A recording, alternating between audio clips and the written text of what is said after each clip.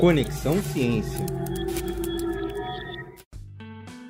A cultura afro-brasileira é parte da identidade nacional do Brasil, estando presente desde a culinária até a literatura. Durante o período colonial, os costumes e tradições africanas eram consideradas selvagens pelos europeus. Apenas no início do século XX que a elite brasileira começou a apreciar os aspectos culturais africanos. Nosso famoso carnaval brasileiro possui boa parte das tradições das tribos africanas, como desfiles em volta das aldeias para purificar o ar negativo e afastar os maus espíritos. No terceiro episódio do Conexão Dia da Consciência Negra, eu, Camila Endo, entrevisto o arte-educador e servidor municipal Valdeir Gomes de Souza, formado em Geografia pela UEM. Primeiramente, obrigado por aceitar participar desse episódio do podcast. Gostaria que o senhor contasse para os nossos ouvintes sobre o impacto da cultura africana no Brasil. Quando falamos em cultura negra, ou a contribuição do povo negro na formação da nação brasileira, é importante refletirmos que o Brasil só se tornou uma nação como ela é hoje graças à força, o trabalho, a lágrima e o suor do povo negro. Pois ao longo do período colonial, no qual o Brasil se constituiu enquanto uma nação, toda a mão de obra existente nesse país era de pessoas negras, escravizadas. E esses negros, ao serem trazidos da África, os portugueses buscavam trazer negros que tivessem diversas habilidades, como por exemplo aqueles que tinham domínio da mineração, tinham conhecimento de saber como encontrar o ouro, assim como aqueles que tinham domínio da pecuária extensiva, já era uma habilidade que esses africanos já tinham na África, e outras tantas, como os artesãos, os tecelãos, que contribuíram aqui no desenvolvimento da nação brasileira. Se você pegar, durante todo esse período, todas as pessoas que trabalhavam no Brasil, desde a mais rudimentar à mais sofisticada para a época, eram feitas por pessoas negras. Na agricultura, também na construção, na arquitetura, você vai encontrar a presença do povo negro ali.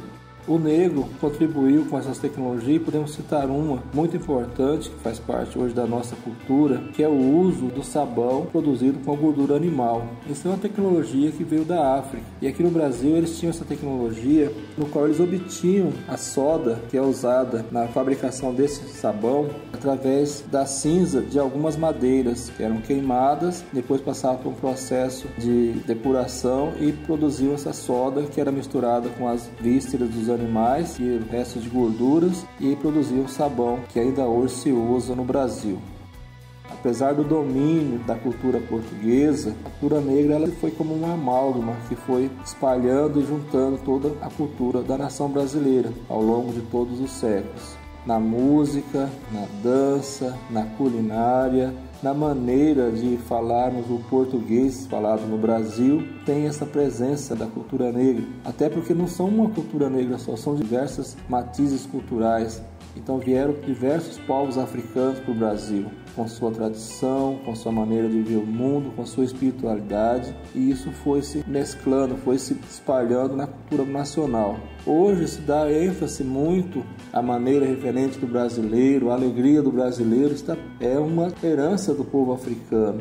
No entanto, há um descompasso entre a cultura negra que está presente e a maneira com que o cidadão e a cidadã negra é tratado. O negro ainda passa por essa exclusão socioeconômica, está em índices mais baixos na questão econômica, na qualidade de vida, no acesso à educação. Toda aquela população que contribuiu de maneira decisiva no desenvolvimento econômico do Brasil durante todo o período colonial, ela é colocada à margem desse desenvolvimento durante todo o século XX. Só no século XXI é que você começa a ter a adoção das políticas de ações afirmativas, né? Você vê que não houve uma ação do Estado brasileiro para incluir essa população de verdade na nação brasileira, permitir com que ela realmente conseguisse ter uma ascensão social e contribuísse para o próprio progresso da nação brasileira. Então, quando analisamos a contribuição da cultura negra, é preciso ver o que realmente resta à população negra.